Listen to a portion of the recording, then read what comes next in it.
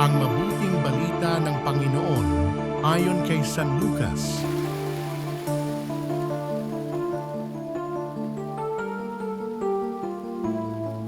Noong panahong iyon, naroon sa templo ang isang propetang babae na ang pangalan ay Ana, anak ni Phanuel, na mula sa lipi ni Aser. Siya'y napakatanda na. 7 taon lamang silang nagsama ng kanyang asawa nang siya'y mabalo. At ngayon, 84 na taon na siya.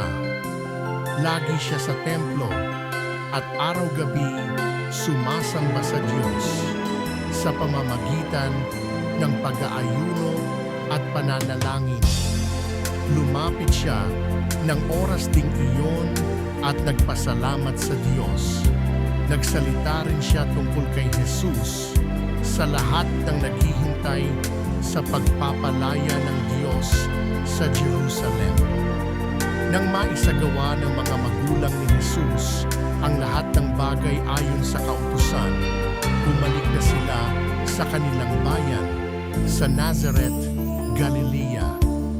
Ang batang si Jesus ay lumaking malakas, marunong at kalugod-lugod sa paningin ng Diyos. Ang mabuting balita ng Panginoon